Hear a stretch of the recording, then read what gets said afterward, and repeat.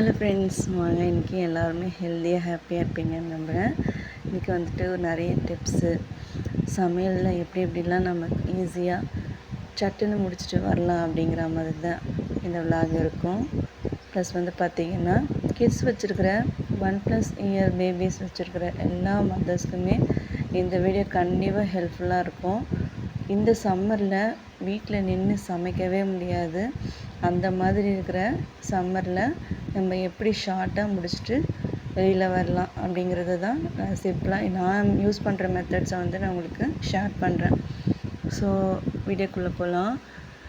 So இன்றைக்கி வந்துட்டு நான் சிம்பிளாக வந்து ஒரு நலங்கு மாவு தான் எடுத்திருக்கேன். ஃபேஸ் வந்து டேர்ன் ஆன மாதிரி இருந்துச்சு. ஸோ வந்துட்டு நான் இதை ஆட் பண்ணி செய்கிறேன். இதை நம்ம செய்கிறதுக்காக நலங்கு மாவு மட்டுமே போதும். உங்கள்கிட்ட வந்து வேறு என்ன இருக்கோ, எந்த பிராண்ட் இருந்தாலும் ஒன்றும் பிரச்சனை இல்லை.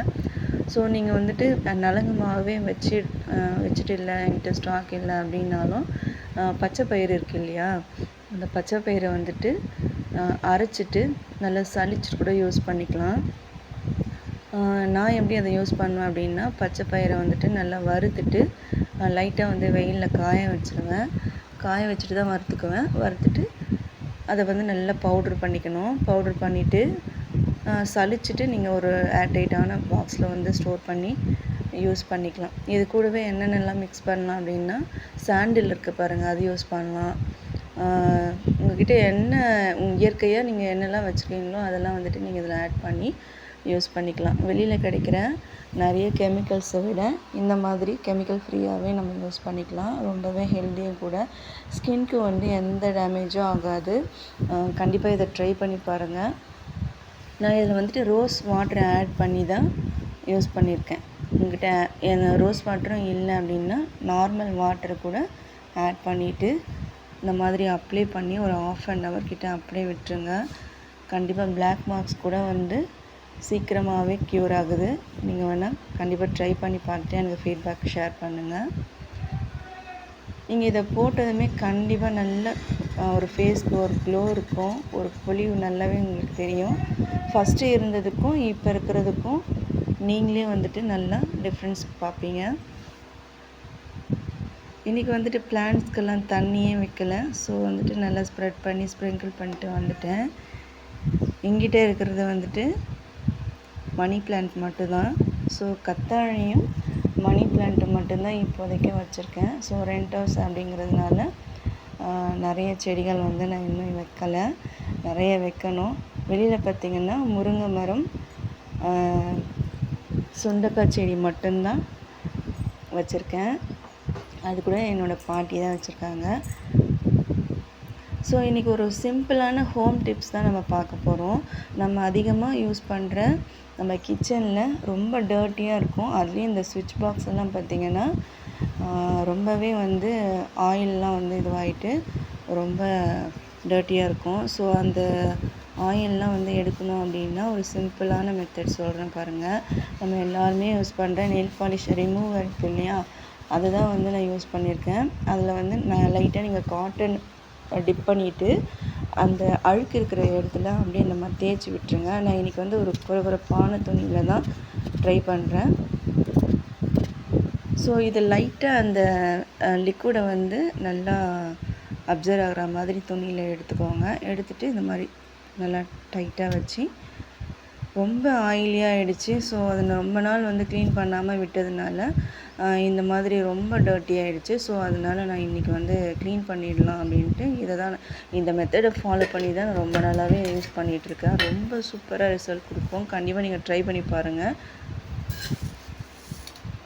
நெக்ஸ்ட்டு வந்து இன்றைக்கி ஒரு சாம்பார் ப்ரீமிக்ஸ் தான் பார்க்க போகிறோம். இந்த ப்ரீமிக்ஸை வந்து நீங்கள் ரெடி பண்ணி வச்சுக்கிட்டீங்க அப்படின்னா, பருப்பு போட்டு வேக வச்சு அதுக்கப்புறம் நீங்கள் அதை மசித்து செய்கிறத விட இந்த மெத்தட் வந்து ரொம்பவே குயிக்காக, நான் சொல்கிறது வந்து ஒரு 7 to 8 minutesக்குள்ளே நீங்கள் கிச்சனை விட்டு வெளியில் வந்துடலாம். அந்தளவுக்கு ரொம்பவே யூஸ்ஃபுல்லாக இருக்கும். இதை எப்படி செய்கிறது அப்படின்னா, ஒரு 3 கப் எந்த மெஷர்மெண்ட் கப் எடுத்தாலும் ஒரு 3 கப் அளவுக்கு துவரம்பருப்பு எடுத்துக்கோங்க.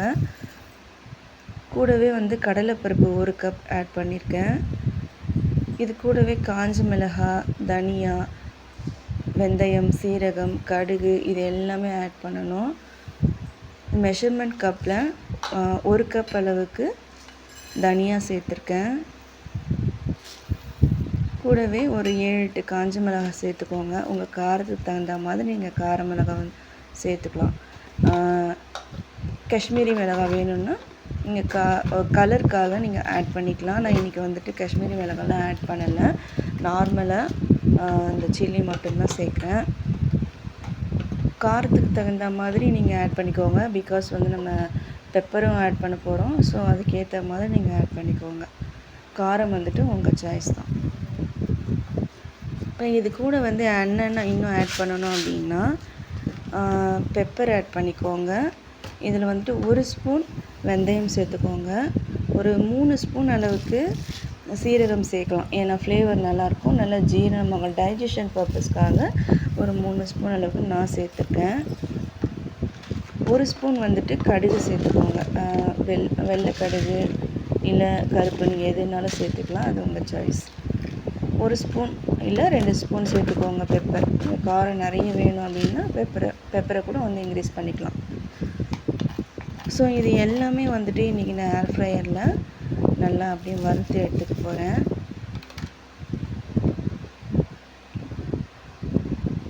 இந்த மாதிரி நீங்கள் ரெடி பண்ணி வச்சுக்கிட்டீங்க அப்படின்னா ரொம்ப வந்து ஈஸியாக முடிச்சிடலாம். எப்படி அப்படின்னா ஃபஸ்ட்டு நீங்கள் வெங்காயம் தக்காளிலாம் ஆஸ் யூஷுவலாக எப்படி கட் பண்ணி வச்சுக்கிறீங்களோ வச்சுக்கோங்க. கூடவே பூண்டு தட்டி போட்டுட்டு எந்த காய்கறி நீங்கள் ஆட் பண்ண போகிறீங்களோ, இப்போ இதில் வந்துட்டு நான் புளியை வந்து ஆட் பண்ணதை உங்களுக்கு காமிக்கலை. ஒரு லெமன் சைஸ் அளவுக்கு புளியை வந்து இதில் ஆட் பண்ணிக்கோங்க. இது எல்லாமே நீங்கள் சேர்த்துட்டு ஏர் ஃப்ரையர்லேயே நீங்கள் தாராளமாக வச்சிடலாம். வச்சுட்டு நீங்கள் கடாயில் வறுக்கிற மாதிரி இருந்தாலும் இன்னும் சூப்பர். அழகாக நீங்கள் வறுத்துட்டு எடுத்து வச்சுக்கலாம். இப்போ 180 டிகிரியில் ஒரு 7 மினிட்ஸ் போல் இதை நான் வந்துட்டு வறுத்துக்க போகிறேன். ஸோ இதை வறுத்துட்டு நல்லா வந்து கூல்டவுன் பண்ணிக்கோங்க. கூல்டவுன் ஆனதும் அதை எடுத்து நம்ம கிரைண்ட் பண்ணி நல்லா பவுடராக, ரொம்ப பவுடராக வேண்டாம், கொஞ்சம் நரன்னு இருந்தாலுமே ஓகே தான். ஆஸ் யூஷுவலாக நீங்கள் இப்போ பூண்டு தட்டி போட்டு வெங்காயம் தக்காளி கடுகு எல்லாம் சேர்த்து நல்லா வதக்கி விட்டுட்டு எந்த காய்கறி வேணுமோ அந்த காய்கறிகள்லாம் மாங்காய் முருங்கைக்காய் கத்திரிக்காய் இந்த மாதிரி லைக் உங்கள் இஷ்டம் தான், எது வேணும்னாலும் நீங்கள் சேர்த்து வதக்கிக்கோங்க. இப்போ இந்த ரெடி பண்ணி வச்சுருக்கிற இந்த சாம்பார் மிக்ஸில் வந்துட்டு ஒரு 2 இல்லை 3 ஸ்பூன் அளவுக்கு ஆட் பண்ணிக்கிட்டாவே போதும். தேவையான அளவுக்கு தண்ணியும் உப்பு சேர்த்து நல்லா கொதிக்க விட்டு லாஸ்ட்டில் வந்துட்டு கருவேப்பிலை கொத்தமல்லி தூவிட்டு நீங்கள் ஸ்டவ் ஆஃப் பண்ணி ஆன் பண்ணி இறக்கி விட்டுருங்க. செம்மையாக இருக்கும். கண்டிப்பாக இந்த மெத்தடை நீங்கள் ட்ரை பண்ணி பாருங்கள். இப்போ இந்த மிக்ஸ் வந்து நல்லா ஆறிடுச்சு. ஸோ இதை வந்துட்டு நீங்கள் என்ன பண்ண போகிறீங்க அப்படின்னா ஃபைனலாக ஒரு 2 இன்க்ரீடியன்ட்ஸ் மட்டும் ஆட் பண்ணிக்கணும். அது என்னென்னா மஞ்சள் தூள், கூடவே வந்துட்டு பெருங்காயம், தூள் பெருங்காயம் தான் நான் இன்றைக்கி ஆட் பண்ணுறேன், பவுடர் பெருங்காயம். நீங்கள் இதவே வந்துட்டு நீங்கள் கட்டி பெருங்காயம் யூஸ் பண்ண போகிறீங்க அப்படின்னா அதையுமே வந்துட்டு ஹேர் ஃப்ரையரில் சேர்த்துருங்க. புளி எப்படி சேர்த்திங்களோ அதே மாதிரி சேர்த்துக்கணும். அது எல்லாமே சேர்த்துட்டு அப்படியே டைரெக்டாக வந்துட்டு நீங்கள் ஜாரில் ஆட் பண்ணி அரைச்சிக்கலாம். நான் இதை வந்துட்டு நான் தனியாக தான் வந்து சேர்க்குறேன். அந்த சூடு இருந்தாச்சு, அந்த சூடுலே போதும் அப்படிங்கிறதுனால நான் இந்த ஸ்டேஜில் ஆட் பண்ணி நல்லா பவுடர் பண்ணிக்கிறேன். இப்போ நல்லா நரன்னு அரைச்சி எடுத்துகிட்டு கண்டிப்பாக வந்து ஆற விட்டுருங்க. ஆற விட்டுட்டு அதுக்கப்புறம் வந்து ஆட்டேஜான பாக்ஸில் வந்து நம்ம ஸ்டோர் பண்ணி எடுத்து வச்சுக்கலாம். ஸோ இந்த மெத்தடில் நீங்கள் செஞ்சு வைக்கிறதுனால ரொம்ப வெயில் டைமில் ரொம்ப நேரம் நின்று குக் பண்ணணும்னு அவசியம் இருக்காது. பருப்பு வேக வச்சு அதுக்கப்புறம் காய் வேக வச்சு இந்த மாதிரி நம்ம 2 பர்பஸ்க்காக நம்ம செஞ்சு அதுக்கப்புறம் ஃபைனலாக நம்ம குக்கிங் முடிச்சுட்டு வெளியில் வர்றதுக்குள்ளே ரொம்பவே ஹாட்டாக இருக்கும். இந்த சம்மரில் வந்துட்டு சட்டுன்னு முடிக்கணும் அப்படின்னா இந்த மெத்தட் நீங்கள் ஃபாலோ பண்ணி பாருங்கள். ஸோ இந்த சாம்பார் ப்ரீ மிக்ஸை வச்சு நான் எப்படி செய்யணும் அப்படின்றது டீட்டெயிலாக வந்து ஷார்ட்ஸில் கூட அப்லோட் பண்ணுறேன். தேவைப்பட்ட நீங்கள் செக் பண்ணி பாருங்கள். ஸோ சூப்பராக வந்துட்டு நமக்கு அரைஞ்சிருச்சு. ஸோ நரன்னு அரைச்சி எடுத்தாச்சு. இதை நீங்கள் அப்படியே வந்து ஆற விட்டுருங்க. இது மாதிரி சாம்பார் ப்ரீமிக்ஸ் மட்டும் இல்லாமல் நிறைய டிஷ்ஷஸ் வந்து ரொம்ப ஷார்ட்டாக சிம்பிளாக ஷார்ட்கட் வேல எப்படி பண்ணுறது அதை முடிச்சுட்டு எப்படி நம்ம கிச்சனை விட்டு வெளியில் வந்துடலாம் அப்படிங்கிற மாதிரி தான் இப்போ இருக்கும். ஸோ அதெல்லாம் எப்படி செய்கிறது அப்படின்ட்டு நான் அப்கமிங் வீடியோஸில் வந்து நான் காட்டுறேன். குட்டி பாப்பாவை வச்சுட்டு நம்ம வந்து எல்லாத்தையும் மேனேஜ் பண்ணணும் அப்படின்னா கண்டிப்பாக முடியாது. அந்த மாதிரி என்ன மாதிரி கிட்ஸ் வச்சுருக்கிறவங்களுக்குலாம் அந்த கஷ்டம் கண்டிப்பாக தெரியும். சமைக்கவே விட மாட்டாங்க, ரொம்ப கஷ்டமாக இருக்கும். அந்த மாதிரி சூழ்நிலையில் நமக்கு நல்லா இந்த ரெசிபி வந்து கை கொடுக்கும். ஸோ இதை நல்லா இந்த மாதிரி ஆற விட்டுடுங்க. ஆற விட்டுட்டு அப்புறம் வந்து ஒரு பாக்ஸில் வந்து ஸ்டோர் பண்ணி எடுத்து வச்சுக்கலாம். அப்புறம் இன்னொரு விஷயம் என்ன அப்படின்னா, நம்ம கிச்சனில் அதிகமாக வந்து 2 விஷயத்துக்காக தான் நம்ம டைம் ஸ்பெண்ட் பண்ணுவோம். ஒன்று குக்கிங்காக கட் பண்ணுற வெஜிடபிள்ஸ், அப்புறம் வந்துட்டு நம்ம செய்கிற குக்கிங் டைம். இதுதான் நமக்கு அதிகமாக நம்ம அந்த இடத்துல யூஸ் பண்ணுற விஷயம்.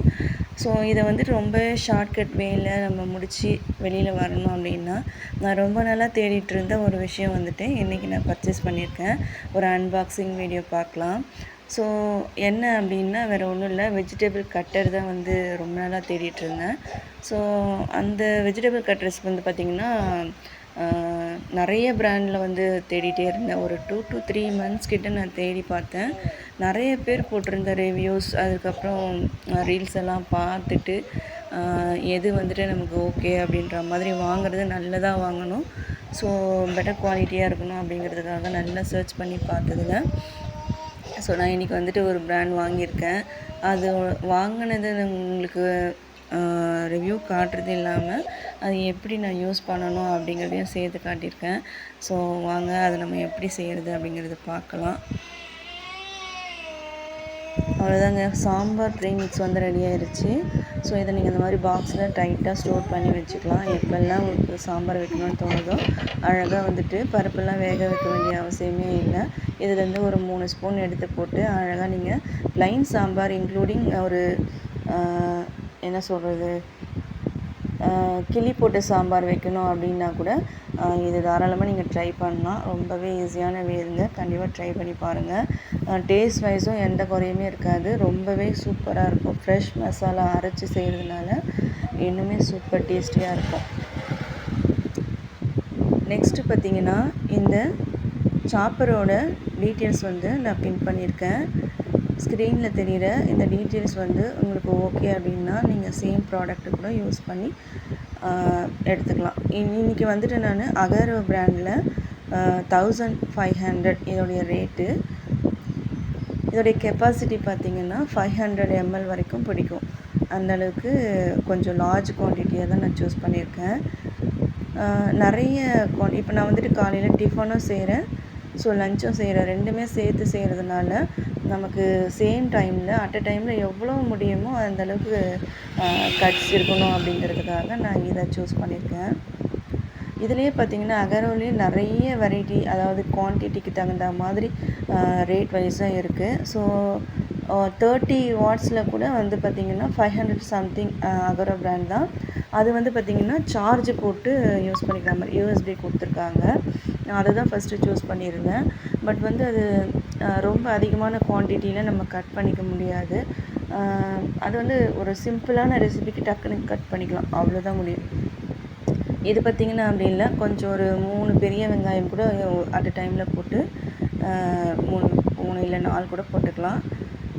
ஸோ எனக்கு இது வந்து பர்சனலாக ரொம்ப பிடிச்சிருந்தது, அதனால நான் இதை சூஸ் பண்ணியிருக்கேன். இந்த பிராண்ட் பார்த்திங்கன்னா ரொம்பவே என் ஃப்ரெண்டெலாம் கூட யூஸ் பண்ணி பார்த்துருக்காங்க. அவங்களோட ரிவ்யூஸும் கேட்டுட்டு தான் இதை நான் வாங்கியிருந்தேன். பிளேடு பார்த்திங்கன்னா செம்ம ஷார்ப்பாக இருக்கும். ஸோ அந்த பிளேடுக்கு வந்துட்டு கொஞ்சம் சின்ன ரப்பர் மாதிரி கொடுத்துருக்காங்க. அதுவுமே சேஃப்டி பர்பஸ்க்காக ரொம்ப நீட்டாக வந்து ரெடி பண்ணியிருக்காங்க. கிட்ஸ் கையிலலாம் வந்து கண்டிப்பாக வந்து அவங்க எடுத்துட்டாங்கன்னா அப்படின்னா கண்டிப்பாக ஷார்ப்பில் கட் பண்ணிக்குவாங்க. இந்த ரப்பர் இருக்கிறதுனால கொஞ்சம் சேஃப்டி ப்ரிகாஷன்ஸ் ரொம்பவே நல்லாயிருக்கு.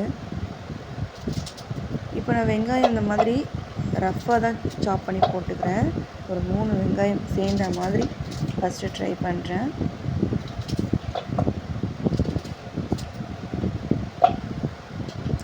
இதுக்குமே வந்து ஒரு லிட் கொடுத்துருக்காங்க. இந்த லிட்டை வச்சு க்ளோஸ் பண்ணிக்கணும்.